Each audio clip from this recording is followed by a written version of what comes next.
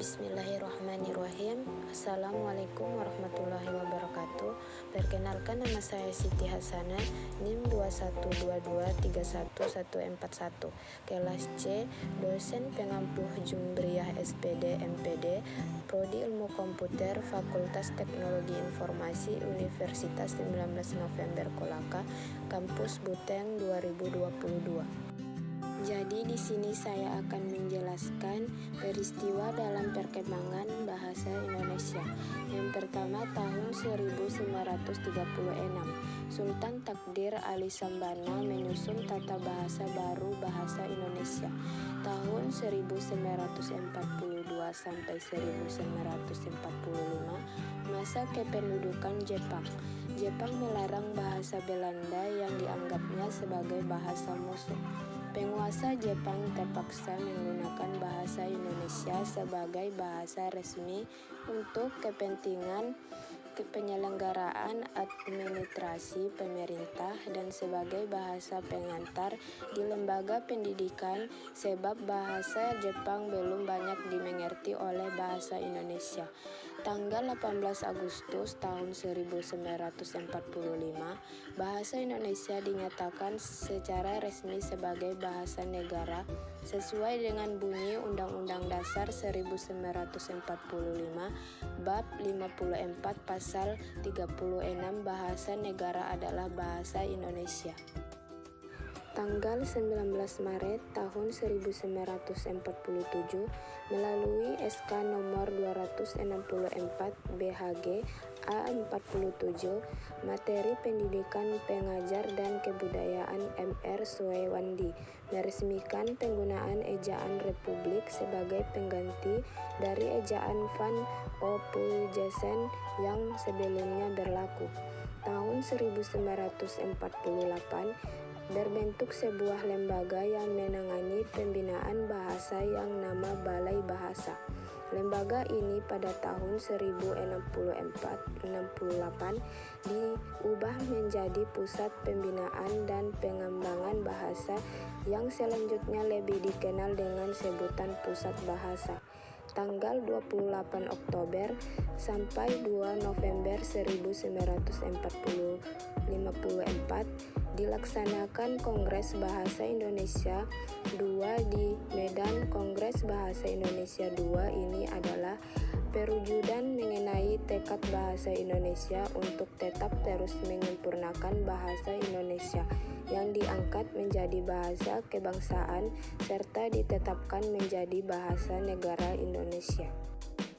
Tanggal 16 Agustus 1972, Republik Indonesia pada masa itu, yaitu Presiden Soeharto, meresmikan penggunaan EYD atau Ejaan Bahasa Indonesia yang disempurnakan melalui pidato kenegaraan di depan sidang DPR yang dikuatkan pula dengan keputusan Presiden nomor 57 tahun 1972.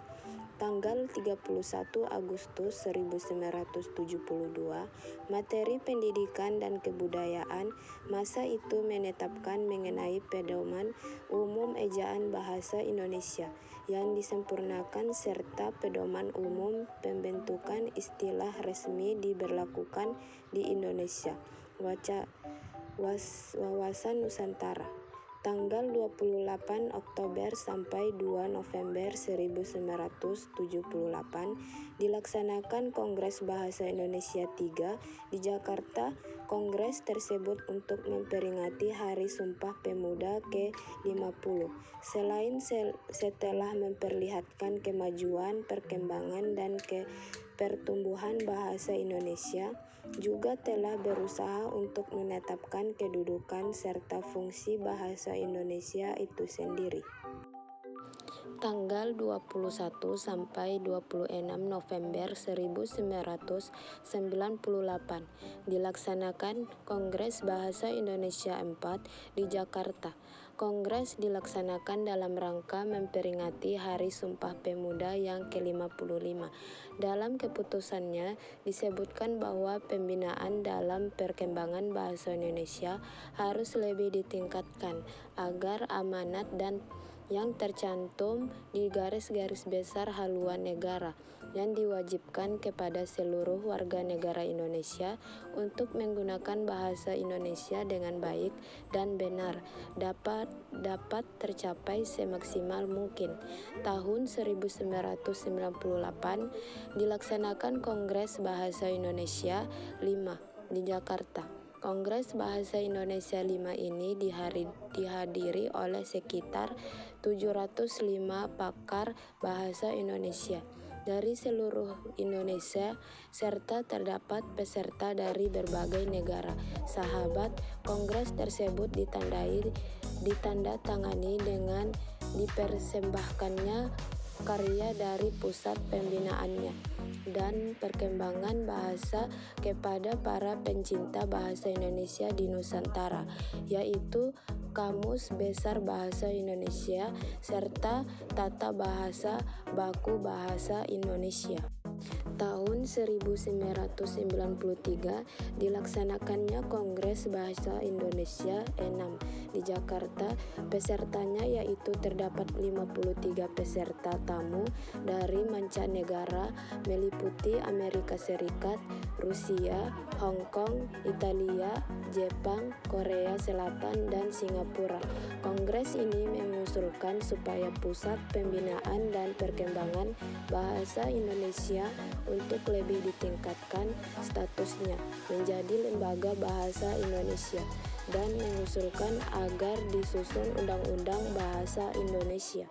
Sekian dan terima kasih. Wabillahi taufik wal hidayah. Wassalamualaikum warahmatullahi wabarakatuh.